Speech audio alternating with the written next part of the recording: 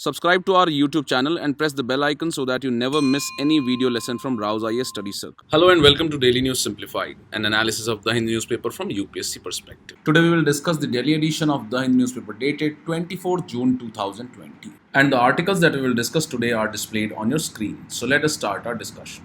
Now, this article on page number 1 is related to an important initiative of the Government of India under the government's e-marketplace portal. So, according to the new announcement that has been made by the Government of India, the country of origin is must on the government e-marketplace platform. And this is being considered as a step towards the recently announced policy measure of Atmanirbhar Bharat. So in this article, let us try and understand some key details of the government's e-marketplace platform and also what are the various initiatives that have been taken by the Government of India under the government's e-marketplace portal or GEM. And after that, we will try and understand an important issue, that is the government procurement and its compliance with the WTO rules. So where does India stand on this measure of government procurement under the WTO rules is an important aspect for us from the General Studies paper 3 point of view under the topic economic development. So let us look at all these aspects related to the government's e-marketplace platform. So now let us first understand what is this government e-marketplace portal. So we note that Government of India procures various goods and services for its functioning.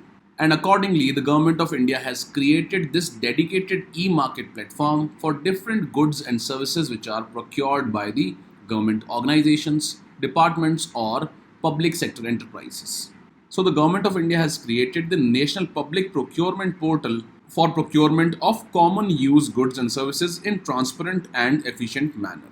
And under this, the government e-marketplace special purpose vehicle builds, operates and maintains this GEM portal. Now, an important fact related to the preliminary examination is that it functions under the Department of Commerce under the Ministry of Commerce and Industry.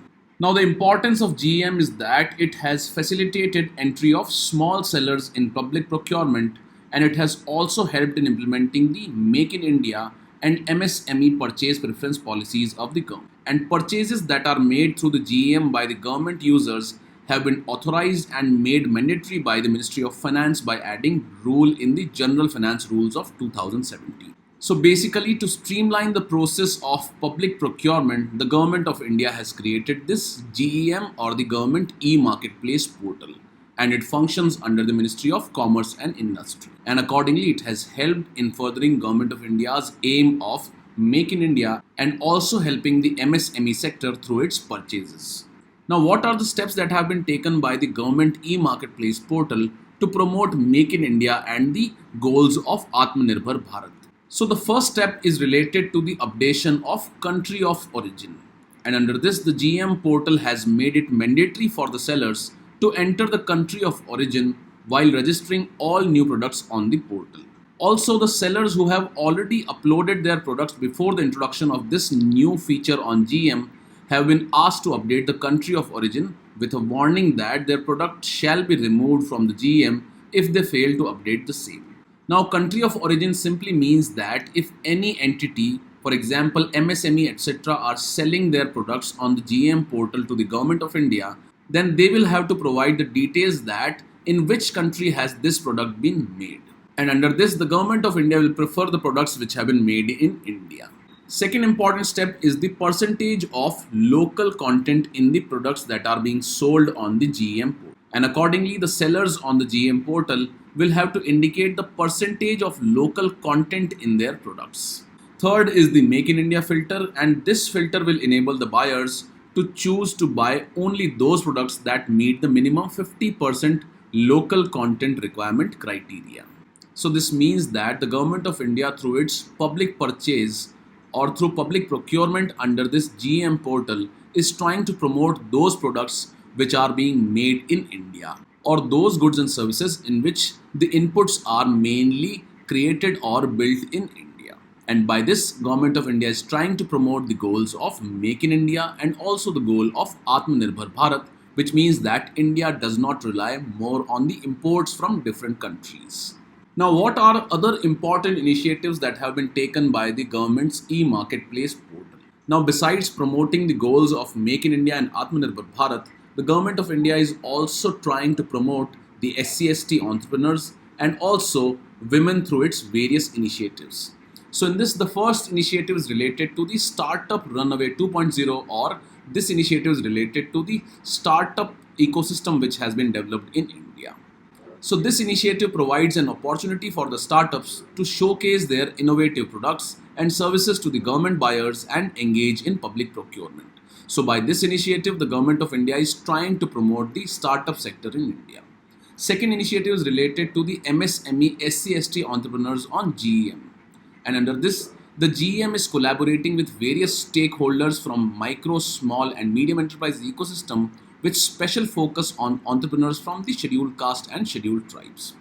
The third initiative is the Womania initiative, and under this initiative, the Government of India seeks to showcase products made by the women entrepreneurs and women self-help groups and aims at promoting the women entrepreneurship. So we see that the Government of India is trying to promote women entrepreneurship, SC/ST entrepreneurship, and also aims at promoting the startup ecosystem in India. Further, another initiative is the Saras collection, and it is the collection of handicrafts, textiles, furnishings, accessories and other products which have been created by self-help groups in India. So these initiatives highlight the social inclusion objectives of the GEM. Now, an important issue is the government's procurement and its compliance with the WTO rules. And we note that WTO has formulated various rules against those practices which distort the international trade. So in this background, sometimes the government procurement which is disproportionate in nature is seen as distorting the world trade. And accordingly, the government procurement accounts for about 10 to 15% of GDP of an economy on an average. And it constitutes a significant market and important aspect of the international trade. And we note that the government agencies require to purchase goods and services with public resources and for public purposes to fulfill their functions. And achieving value for money is a primary aim of most of the government procurement. And open, transparent and non-discriminatory procurement is generally considered to be the best tool to achieve this goal, as it optimizes competition among the suppliers. However, at times, many governments make the use of government procurement to achieve the domestic policy goals, such as the promotion of specific local industry or social groups, as we have seen in the various initiatives taken by the GEM. And providing preferential treatment for domestic goods, services and suppliers discriminates against the foreign suppliers, and therefore these are considered as trade barriers by the World Trade Organization. However, these barriers are not addressed by the multilateral rules of the WTO, as the government procurement is explicitly exempted from the main disciplines of both the General Agreement on Tariff and Trade and also General Agreement on Trade in Services.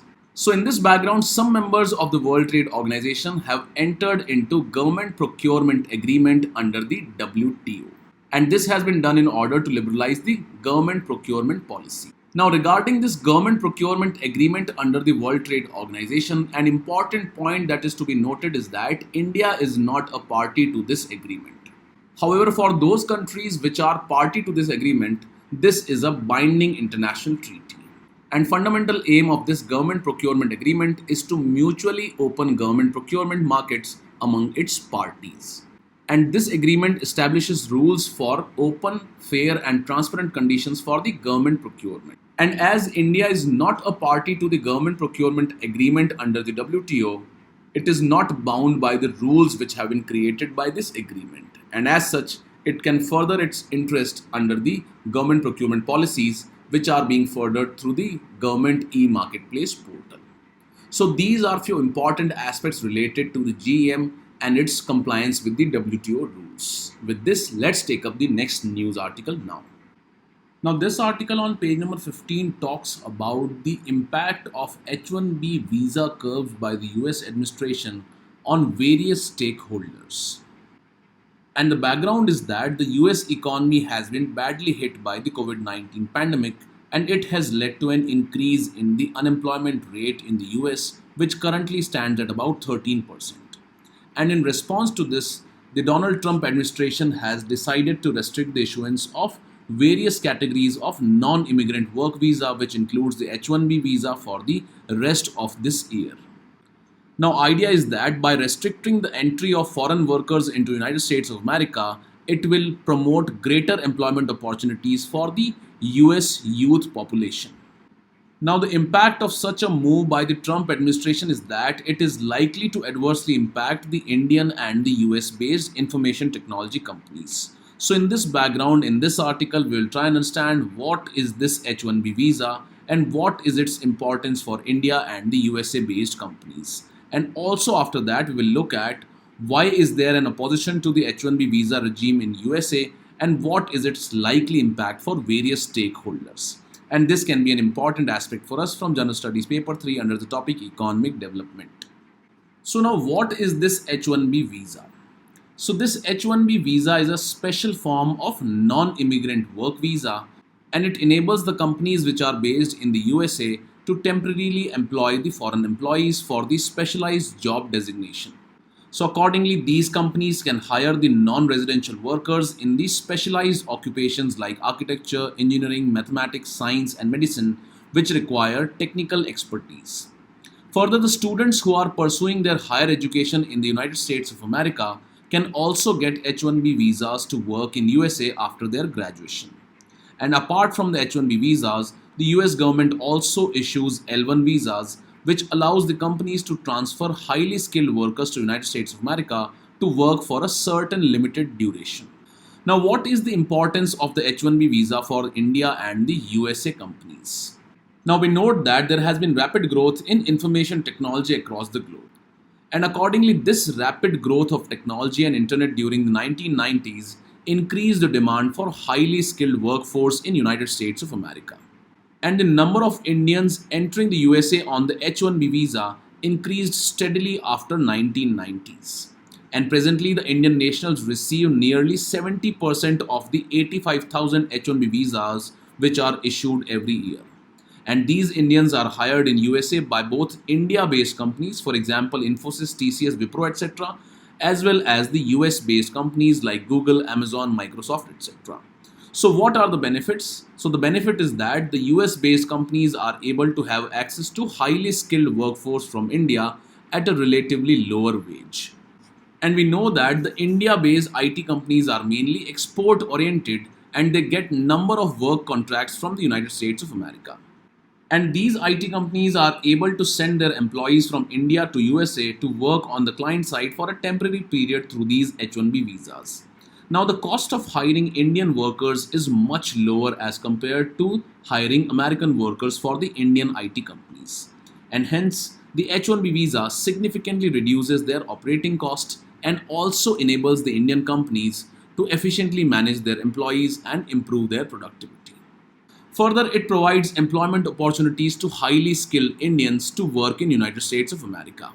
And further, it enables the Indian students who obtain master's or PhD degree in United States of America to work on the H1B visa. So we see that there are benefits both to the US based companies and also to the India based companies. And for Indian IT companies, it reduces their operating costs. And on the other side, it provides opportunities for employment to highly skilled Indians and to those Indian students who have obtained the master's or PhD degree in the United States of America. So we see that it is a win-win situation for both the Indian IT companies as well as the US companies. And also, it provides great opportunity for Indian employment seekers. Now, why is there an opposition to H1B visa regime in United States of America? The first reason that is highlighted for this is that there is rising unemployment in United States of America. And accordingly, the Donald Trump administration believes that the H1B visa has led to replacement of US workers with the foreign workers who work on these H1B visas. So the US administration holds the H1B visa regime for rising unemployment in United States of America. Further, the administration also believes that there has been misuse of H1B visa by various companies. And the majority of work done by the H1B visa employers is really not specialist kind of work as was initially aimed at through these H1B visas. And in spite of having less years of experience, employees go on to work for large IT companies in the United States of America. So these are some of the apprehensions of the administration of United States of America. Now, after this, what is the impact of such a move by the USA on various stakeholders which are involved in the usage of H-1B visa? So, first impact is on the Indian IT companies. And in this figure, we can see that Indian IT companies are the major beneficiaries of the H-1B visa regime. For example, the Tech Mahindra, Larsen, Wipro, etc. Further, Indians are the major beneficiaries under the US based companies. So, such a move by the Trump administration would force the Indian IT companies to employ US nationals at a much higher wages, leading to increase in their operating costs. So, this would reduce the profit margins for Indian IT companies. Further, various US based companies like Google have opposed this move of the US administration. And the US based companies have highlighted that it is the immigration through the H-1B visa which has led to America's economic success and has made it leader in technology. So all those people who are migrating into United States of America on these H-1B visas are providing required skill to the American companies. And accordingly, these companies recognize that the role played by the immigrants through these visas has been very important for America's economic success and also for the technological growth in America. And accordingly, they believe that such a move of the US administration is going to be counterproductive to both the economy as well as growth in technology. The next issue is that of employment opportunities for Indian nationals in the United States of America. And on 1st April 2020, the United States of America has received around 2.5 lakh applications for H-1B visa. And out of these 2.5 lakh applications, Indians account for about 1.84 lakh applications. So this means that majority of people who are applying for H-1B visa are Indians. And accordingly, this move by the US administration would lead to reduced employment opportunities for Indian nationals in the United States of America. And it will also be detrimental to Indians who are pursuing higher education in USA. So this new move would make it difficult for the Indian nationals who are pursuing their higher education in USA to gain employment in USA after their graduation. So in this article, we have seen what is this H-1B visa regime and what are its benefits to various stakeholders. Also, we have seen that why is there such opposition to the H-1B visa regime in the United States of America. And also, what is the likely impact of this move of the US administration of banning the H-1B visa for rest of the year on various stakeholders. With this, let's take up the next news article now. Now, this article on page number 7 highlights the reducing importance of military power and the increasing importance of air power or the Air Force in handling the security issues that are being faced by India. And in this line, the author highlights that there is a need for giving importance to the air power in the background of the recent face-off between India and China along the line of actual control. And also, the author has highlighted the importance of Air Force in the past confrontations which were faced by India. However, rather than looking at the points that have been discussed in this article, we will look at or focus on another important aspect, that is the naval contestation between India and China. So in this, we will look at the geopolitics of South China Sea and its importance of India, where China has been asserting itself, and as such it has been threatening the interests of India and other littoral countries in the South China Sea. Further, we will look at another important question for India's security, that is why India needs a comprehensive maritime strategy. And these two aspects can be important for us from General Studies paper 2 point of view under the topic International Relations, and under the General Studies paper 3 point of view under the topic Security or the Internal Security. Now, in the past DNS discussions, we have looked at the India-China issue from various angles, and also we have looked at the various reasons which have led to the recent conflict between India and China along the line of actual control. So in this article, our main focus will be on the naval theater of action between India and China. So let us look at these aspects one by one. Now, we note that Indo-Pacific in general and South China Sea in particular has recently emerged as the geopolitical center of gravity. And the importance of South China Sea lies in the 1/3 of the world trade which transits through this sea. Further, it has rich oil and natural gas resources, and it accounts for about 10% of the world's fishery. However, this South China Sea has recently become a region of contestation among the coastal states which surround it. So as you can see in this map, the location of South China Sea and the countries which are surrounding this South China Sea. So mainly it is surrounded by China, Vietnam, Philippines and various other countries. And accordingly, all these countries have been asserting their rights in the South China Sea's waters. However, it is the China which has asserted itself to be the most important power in the South China Sea. And it has claimed about 90% of the area of South China Sea with its conception of the 9-dash line. So in this map, you can see that China has asserted its rights on 90% of the South China Sea by conceptualizing this 9-dash line. So it covers mainly the 90% of the South China Sea region. Further, besides China, the United States of America has increased its military presence in the region under the concept of freedom of navigation operations. And it has done so in order to enforce the rule-based navigation of high seas, which is in accordance with the UN Convention on Law of Seas. And the principle of freedom of navigation under the UN clause provides for free movement of vessels in the high seas. So this has increased the military presence of United States of America in the South China Sea. Now, besides these military powers, Japan has also asserted its rights as a result of the disputed Senkaku and Diaoyu Islands. Further, the Philippines, Vietnam have emerged as regional players and they have asserted their rights in the Spratly and the Paracel Islands.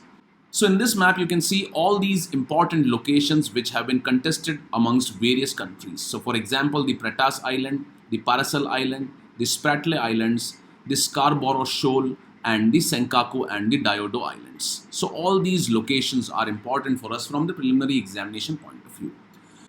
Now, besides these contested islands between different countries, there are other players which include Malaysia, Indonesia and Brunei.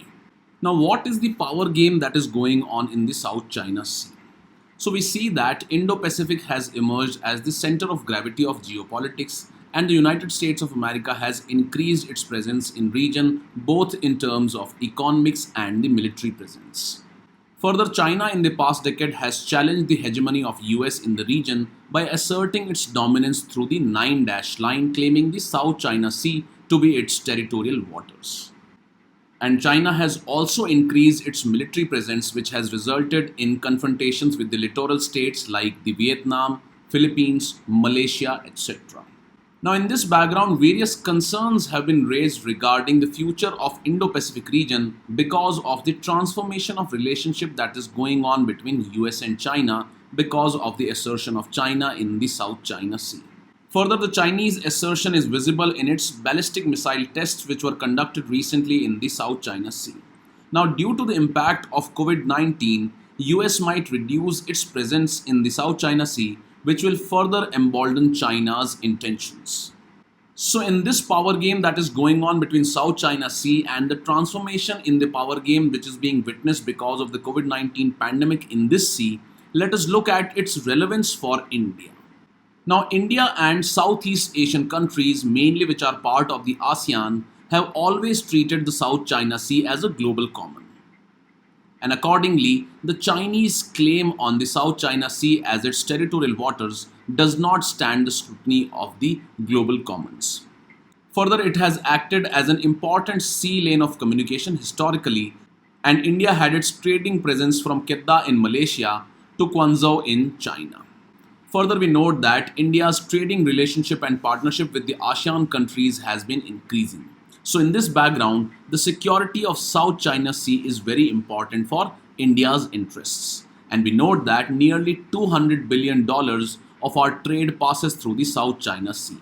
And also, many Indian citizens study, work and invest in ASEAN countries as well as China, Japan and Republic of Korea. So in this background, it can be clearly said that we have stakes in the peace and security of this region in common with the others who reside in this region. And as such, the freedom of navigation as well as other normal activities with the friendly countries are essential for our economic well-being. Now, some of the points that we have discussed here have been highlighted by a former diplomat of India. And he further says that regional arrangements will become even more important for our economic recovery and rejuvenation due to the COVID-19 pandemic. And if India intends to think global and act local, India has to be part of the global supply chain in the world's leading growth region for the next half century.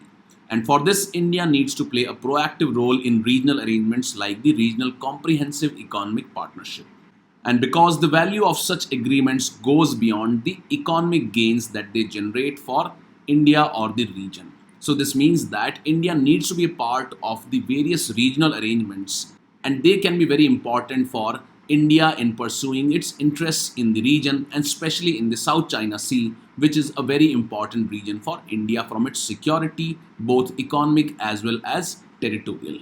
Now, after looking at the geopolitical game that is going on in the South China Sea and how India's interests will be affected because of the increased Chinese assertion, let us look at the important question that why India needs a maritime strategy to counter China in the naval theater. Now, these points that we are discussing here have also been highlighted by a former diplomat of India. And in this, it has been asserted that China has been using the excuse of carrying out scientific research in the exclusive economic zones of other countries to increase its naval presence, and it has also been gathering important oceanic data by this excuse. Now, as you can see in this diagram, this region represents the land of a country, and this is the baseline mark. So the region beyond this baseline mark and up to 12 nautical miles is known as territorial waters.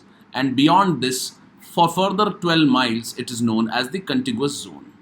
And from baseline till 200 nautical miles, it is known as the exclusive economic zone.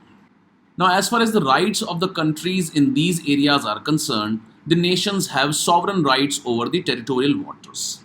However, they have economic or exploration rights in the exclusive economic zone up to 200 nautical miles.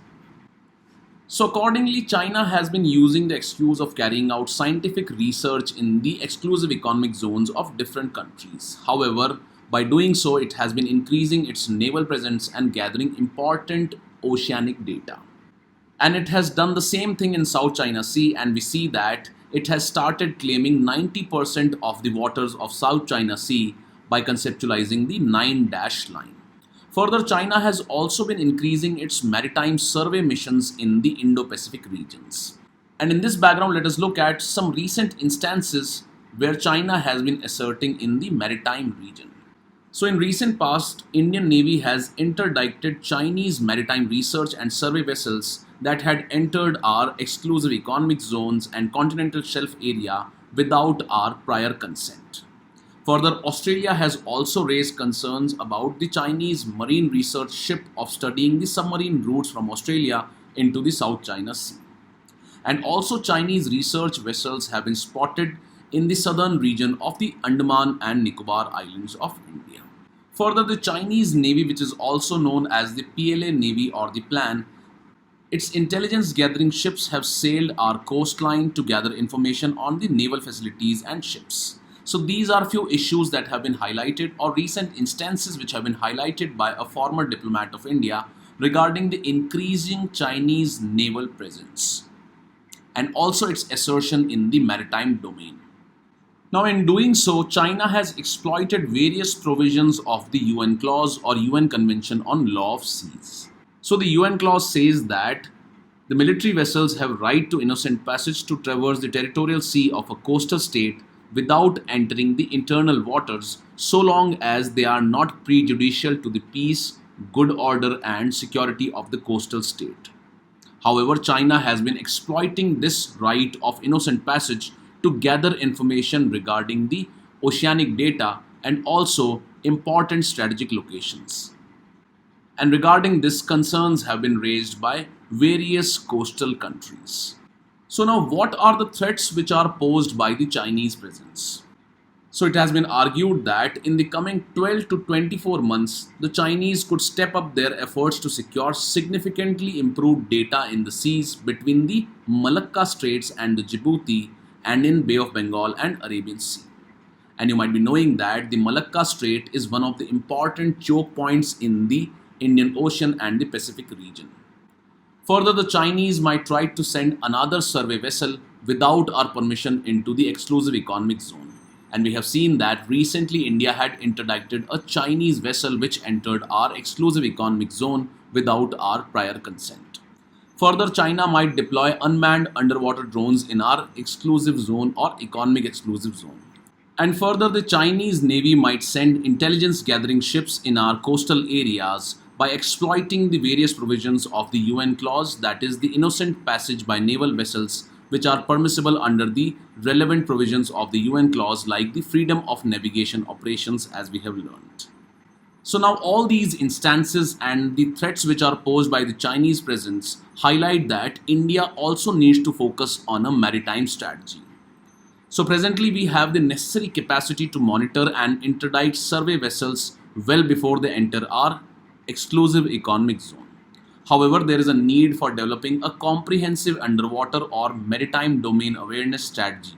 And this will require coordination between our national security agencies, the Navy, and the government departments which are responsible for marine environment and disaster management.